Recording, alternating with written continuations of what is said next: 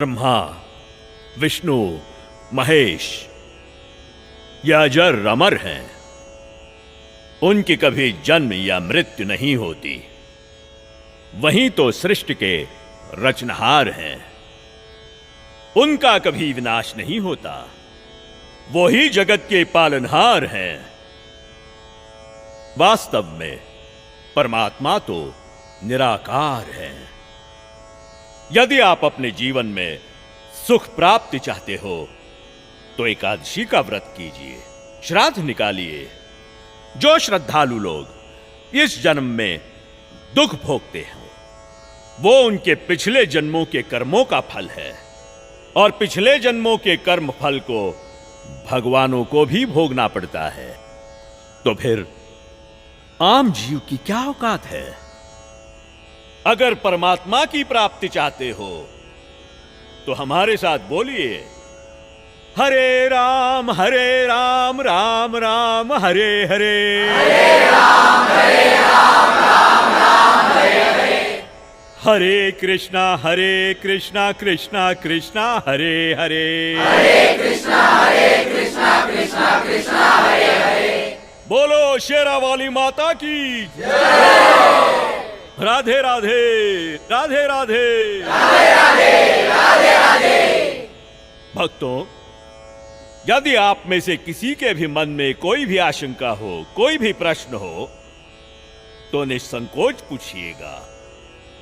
महात्मा जी, आप ये भोली भाली जनता को क्यों गुमराह कर रहे हो? अरे दुष्ट लड़की, तेरा ये बोलने का दुस्साहस कैसे हुआ? तेरे पास क्या आधार है कि मैं जनता को गुमराह करता हूँ? लगता है ये हिंदू विरोधी है। ए चल नीचे बैठ।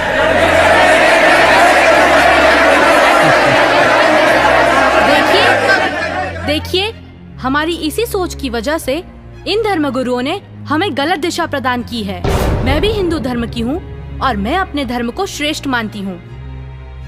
दरअसल पाखंड केवल हिंदू धर्म में ही नहीं बल्कि मुस्लिम धर्म तथा अन्य धर्मों पर भी चरम सीमा पर है। लेकिन ये हिंदू धर्म की आड़ में नकली संत अपना मनमाना आचरण करके शास्त्रों के विरुद्ध ज्ञान दे रहे हैं, और यही कारण है कि भक्ति करने वाले भक्त को वो लाभ नहीं मिले जो मीराबाई को मिला है, ध्रुव प्रहलाद को मिला है, नानक जी को मिला है। मैं किसी का विरोध नहीं कर रही। मैंने खुद अपने शास्त्रों को पढ़ा है और मेरे मन में भी कुछ प्रश्न हैं। लेकिन दुर्भाग्यवश हमारे समाज में अपने धर्म को, अपने शास्त्रों को, अपने परमात्मा को जानने की कोशिश करता है तो उसे आप जैसे भोले श्रद्धालु धर्म विरोधी समझने लगते हैं। पर आज मैं जो आप सभी को सच्चाई बताने जा रही हूँ, जो शायद आपने पहले कभी नहीं सुनी होगी।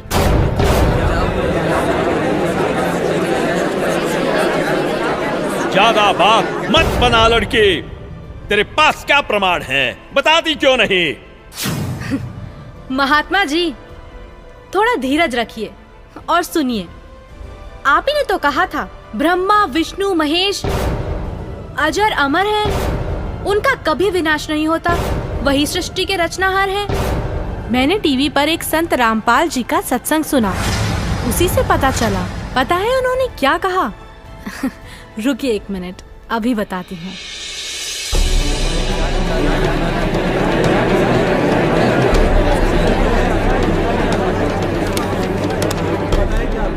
श्रीमद् देवी भागवत पुराण, जिसके तीसरा स्कंद अध्याय 5 पृष्ठ 123 पर लिखा है कि मैं विष्णु, ब्रह्मा तथा शंकर तुम्हारी कृपा से विद्यमान हैं। हमारा तो आविर्भाव, जन्म तथा तिरोभाव मृत्यु होती है। हम नित्य अविनाशी नहीं हैं। श्रीमद् भागवत महापुराण तीसरा स्कंद अध्याय 4 पृष्ठ 10 श्लोक 42 पर लिखा है, हे मात ब्रह्मा, मैं तथा शिव तुम्हारे ही प्रभाव से जन्मवान हैं, नित्य नहीं है, अर्थात हम अविनाशी नहीं हैं। ये श्रीमद् देवी भागवत देखिएगा, सचित्र मोटा टाइप हिंदी, गीता प्रेस गोरखपुर से प्रकाशित है। और परमात्मा चाहने वाले हिंदुओं के घरों पर लगभग रखी पाओगी। ये है संक्षिप्त श्रीमद् देवी भागवत सचित्र मोटा टाइप, केवल हिंदी। प्रकाशक हैं हनुमान प्रसाद पोदार, चमनलाल गोस्वामी, और गीता प्रेस गोरखपुर से प्रकाशित है। 123 पृष्ठ, तीसरा स्कंद, संक्षिप्त देवी भागवत। तुम शुद्ध स्वरूपा हो, ये सारा संसार तुम ही से उद्भासित हो रहा है। मैं ब्रह्मा और शंकर हम सभी तुम्हारी कृपा से विद्यमान हैं। हमारा आविर्भाव माने जन्म, तिरोभाव माने मृत्यु हुआ करता है। हमारा तो जन्म मृत्यु होता है, केवल तुम ही नित्य हो, जगत जननी हो, प्रकृति और सनातनी देवी हो। अब ये क्या सिद्ध हो गया इस थोड़ी सी पंक्तियों में? ब्रह्मा विष्णु महेश की जन्म मृत्यु होती है। तो बताओ महाराज जी, अब आपके पास क्या जवाब है? आप ही ने तो कहा परमात्मा निराकार है। हाँ, तो गलत क्या कहा? परमात्मा तो निराकार ही है, और यही हमारे वेद शास्त्र कहते हैं। महात्मा जी, आप बिल्कुल झूठ बोल रहे हैं। शास्त्रों में कहीं नहीं लिखा कि परमात्मा निराकार है। शास्त्रों में क्या लिखा है ये मैं आपको बताती हूँ, जो कि मुझे संत जी के प्रवचनों द्वारा पता चला। अब ऋग्वेद मंडल नंबर 9 सूक्त 82 में कति कंसेप्ट क्लियर हो जाएगा। ऋग्वेद मंडल नंबर 9 सूक्त 82 और मंत्र नंबर 1 में क्या कहा है? वह है जो सर्वोत्पादक प्रभु, यानी सबकी उत्पत्ति करने वाला, 6 दिन में सृष्टि रच के 7वां दिन तख्त पर बैठने वाला, प्रकाश रूप सद्गुणों की वृष्टि करने वाला, पापों का हरण करने वाला, वह राजे, ये संस्कृत है, इसका अर्थ है राजा के समान। राजा के, ये 269 पृष्ठ पे है राजा के, और इधर देखो 270 पृष्ठ पे, 270 पृष्ठ पे राजा के समान दर्शनीय है। देखने में राजा के समान है, तख्त पर विराजमान है, सिर पर मुकुट है उसके, और वह पृथ्वी आदि लोकांतरों के चारों ओर शब्दमान हो रहा है। वह वर्णीय पुरुष को, अच्छी आत्मा को, जो दृढ़ भक्त है उसको पवित्र करता हुआ प्राप्त होता है। कैसे? जिस प्रकार विद्युत स्नेह वाले स्थानों को आधार बनाकर प्राप्त होता है। आगे किस लिए आता है? उद्देश्य क्या होता है आने का? हे परमात्मन, उपदेश करने की इच्छा से, तत्व ज्ञान, यथार्थ ज्ञान बताने की इच्छा से आप महापुरुषों को प्राप्त होते हो, नीचे आकर के गति करके आते हो, और आप अत्यंत गतिशील पदार्थ के समान हमारे आध्यात्मिक यज्ञ को, यानी हमारे धार्मिक अनुष्ठानों को प्राप्त होते हैं। आप कबीर देव हैं, आप अल्लाहु अकबर हैं, शुद्ध स्वरूप हैं, आप पाक हैं, पवित्र हैं। हमारे पापों को दूर करके हे अमर परमात्मा सोम, आप हमको सुख दे। हो गया सिद्ध। शास्त्रों में लिखा है, यजुर्वेद अध्याय 5 मंत्र 1, 6, 8, यजुर्वेद अध्याय 1 मंत्र 15, यजुर्वेद अध्याय 7 मंत्र 39, ऋग्वेद मंडल 1 सूक्त 31 मंत्र 17, ऋग्वेद मंडल 9 सूक्त 86 मंत्र 26, 27, ऋग्वेद मंडल 9 सूक्त 82 मंत्र 1 से 3। इसमें यह लिखा है कि परमात्मा साकार है, और यही पवित्र कुरान शरीफ और पवित्र बाइबल सिद्ध करते हैं। यह है पवित्र बाइबल, संपूर्ण जीवन अध्ययन बाइबल। प्रबंधक संपादक डेविड स्टुअर्ट, अंग्रेजी प्रधान संपादक Donald C Stams, MA MDV, संयुक्त संपादक ये सारे इनका ये यहाँ से छपाई देखो। जेनेसिस माने सृष्टि, जेनेसिस 1, ये 4 पृष्ठ पे उत्पत्ति यहाँ से आरंभ होती है। प्रथम आदि में परमेश्वर ने आकाश और पृथ्वी की सृष्टि की, ये पहला दिन था। इस प्रकार ये पहला दिन हो गया। फिर दूसरा दिन हो गया, प्रकाश पर पुरुष बना दिया परमात्मा ने। फिर ये तीसरा सांझ भोर हो गया, फिर तीसरा दिन हो गया। जो कुछ भी इसमें फलदार वृक्ष जिनके बीज एक एक जाति के अनुसार बनाए, ये इस प्रकार। अब ये तीसरा दिन हो गया। दिन और रात पर प्रभुता करें और उज्ज्वला दियारा करें। इस प्रकार सांझ हुई, फिर भोर हुआ, ये चौथा दिन हो गया। फिर यहाँ देखें प्रश्न नंबर 5 पे, वो 4 पे पढ़ा आपने, अब 5 पे क्या है, सांझ हुई भोर हुई, फिर ये 5वां दिन हो गया। छठे दिन पे आना हमने, असली बात ये है। फिर परमेश्वर ने कहा मनुष्य को हम अपने स्वरूप के अनुसार अपनी समानता में बनाएं, और वे समुद्र की मछलियों और आकाश के पक्षियों और घरेलू पशुओं और सारी पृथ्वी पर और सब रेंगने वाले जंतुओं पर जो पृथ्वी पर रेंगते हैं अधिकार रखें, यानी उनसे समझदार हों। तब परमेश्वर ने मनुष्य को अपने स्वरूप के अनुसार उत्पन्न किया। अपने ही स्वरूप के अनुसार परमेश्वर ने उसको उत्पन्न किया, और नर और नारी करके उसने मनुष्यों की सृष्टि की। तो परमात्मा किसा होया, मनुष्य जैसा, नर जैसा। अंडरस्टूड हो गया। अब पवित्र बाइबल ने स्पष्ट कर दिया कि परमात्मा मनुष्य जैसा है, उसने अपने जैसे रूप में मनुष्य को बनाया, नर नारी करके उत्पन्न किया। अब कुरान शरीफ दिखाते हैं आपको, देख कुरान शरीफ शास्त्रीय अरबी पद्धति पर नागरी लिपि में रूपांतरकार हैं नंद कुमार अवस्थी, शेरवानी संस्करण। ये कहाँ से छपी है?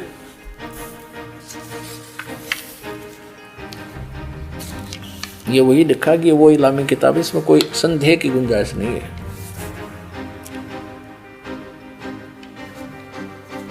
शेरवानी संस्करण, प्रकाशक है लखनऊ किताब घर, मौसम बाग, सीतापुर रोड, लखनऊ। हम यहाँ पढ़ेंगे, हिंदी पढ़ेंगे। सूरत फुरकानी 25 607 पृष्ठ पे यहाँ देखिए 59 नंबर आयत में, सूरत फुरकानी 25 में, जिसने आसमान और ज़मीन और जो कुछ उनके बीच में है सबको 6 दिन में पैदा किया और फिर तख्त पर जा विराजा। अब इससे सिद्ध हो गया कि दोनों पवित्र सदग्रंथों ने रल मिलकर ये सिद्ध कर दिया कि परमात्मा मनुष्य जैसे शरीर युक्त है, मनुष्य जैसा साकार है।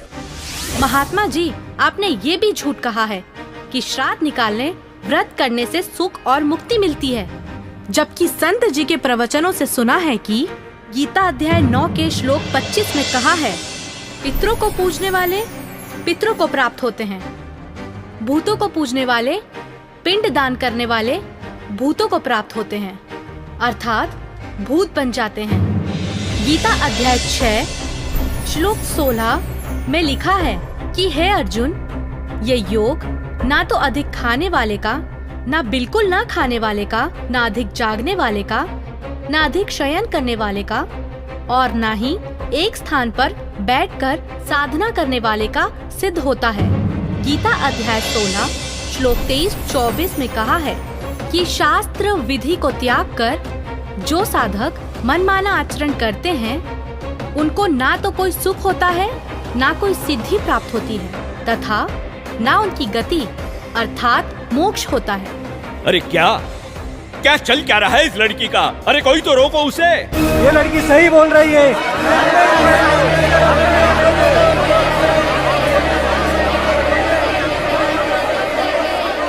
और हद तो तब हो गई बाबा जी, जब आपने कहा परमात्मा पाप नहीं काटते, कर्म का भोग तो भोगना ही पड़ता है, चाहे कितनी ही भक्ति कर लो। सब झूठ है, सब।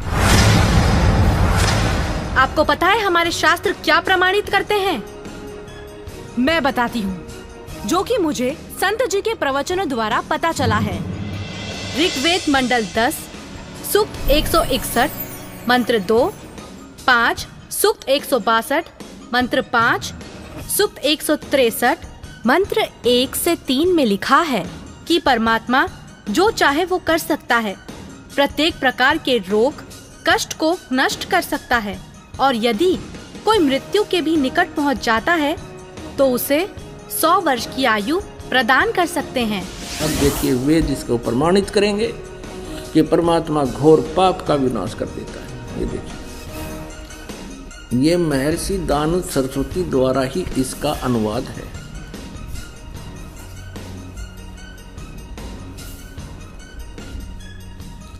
प्रकाशक हैं सर्वदेशिक आर्य प्रतिनिधि सभा 2/5 महर्षि दानव भवन रामलीला मैदान नई दिल्ली से। यजुर्वेद आर्य भाषा भाष्य संपूर्ण 40 अध्याय महर्षि दानंद सरस्वती कृत यानी दानंद जी के द्वारा इनका अनुवाद है। मुद्रक है Prince offset printers 1510 Pataudi house Daryaganj नई दिल्ली से। अब देखिएगा यजुर्वेद के 8वें अध्याय का 13वां मंत्र स्पष्ट करेगा। ये 8वां अध्याय और 241 पृष्ठ पे 8वें अध्याय का 13वां श्लोक। इसमें क्या लिखा है कि देव कर्तस्य एनस्य अवजनमसि, मनुष्य कर्तस्य एनस्य अवजनमसि, पितृ कर्तस्य एनस्य अवजनमसि, आत्म कर्तस्य एनस्य अवजनमसि। एनस्य एनस्य घोर एनस्य एनस्य माने अपराध के अपराध यानी घोर पाप के भी। अब आपको इसका यहाँ दिखाते हैं 242 पृष्ठ पर इन्हीं का अनुवाद किया हुआ। ये 242 पृष्ठ पे। हे सबके उपकार करने वाले मित्र आप। अब यहाँ इसने मित्र शब्द प्रयोग कर दिया, यहाँ परमेश्वर ना लिखा, क्योंकि इसको पता था वेदों को पढ़ने वाला मुझ पर पूरा विश्वास करेगा। और मैंने यहाँ लिख दिया मित्र, तो वो ये समझेगा कि मित्र के बारे में लिखा है, भगवान के बारे में नहीं, इसलिए इसको पढ़ पढ़ा कर आगे चल पड़ेगा। आप दान देने वाले के अपराध के अवजनम, एनस्य माने अपराध के, अवजनम माने विनाश करने वाले, असी माने हो। मनुष्य कर्तस्य साधारण मनुष्यों के किए हुए, एनस्य माने अपराध के, अवजनम माने विनाश करने वाले हो। पितृ कर्तस्य पिता के किए हुए, एनस्य माने अपराध, ये अपराध ही लिखना चाहिए था, विरोधासन लिखा है। अच्छी प्रकार हरने वाले हो, नाश करने वाले हो। अपने किए हुए, एनस्य माने पाप के, एनस्य कहो, एनस्य का अर्थ पाप कहो, एनस्य माने अपराध कहो, एनस्य माने अपराध या पाप एक ही अर्थ होता है। एनस्य माने पाप के दूर करने वाले, अवजनम माने नाश करने वाले, अवजनम विनाश करने वाले हो, अवजनम माने विनाश करने वाले हो। एनस्य एनस्य अधर्म के अधर्म यानी घोर पाप के भी, अवजनम माने नाश करने वाले हो। अब जानता हुआ मैं जो कुछ भी अधर्म आचरण किया करता हूँ या करूँ, अनजान में जो कुछ भी किया करता हूँ वह करूँ, उस सब एनस्य माने अपराध के, पाप के, दुष्ट आचरण के नहीं, पाप के आप अवजनम माने नाश करने वाले हो। और महात्मा जी, आपको तो ये भी नहीं पता पूर्ण परमात्मा कौन है। अच्छा लड़की, तो तुम ही बताओ कौन है पूर्ण परमात्मा? पूर्ण परमात्मा, पूर्ण परमात्मा वो है जिसने सृष्टि की रचना की है।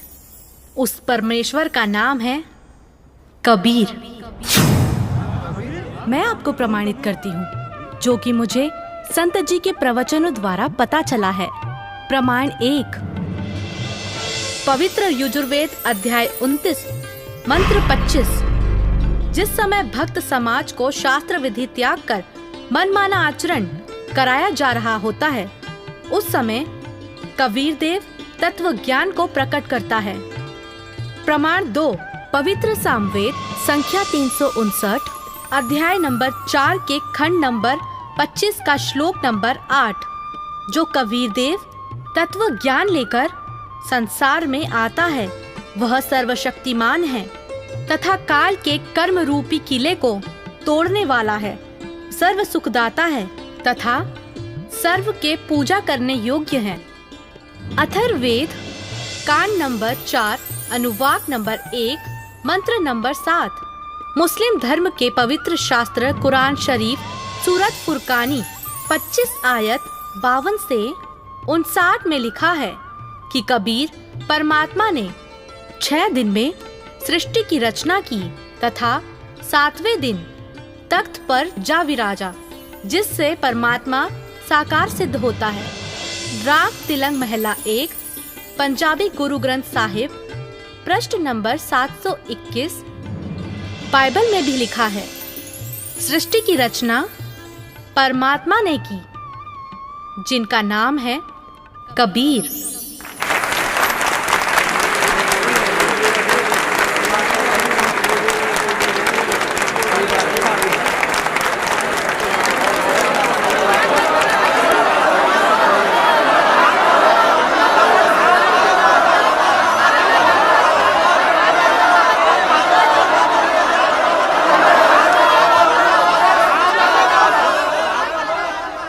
बहन माफ करना, मुझसे गलती हो गई।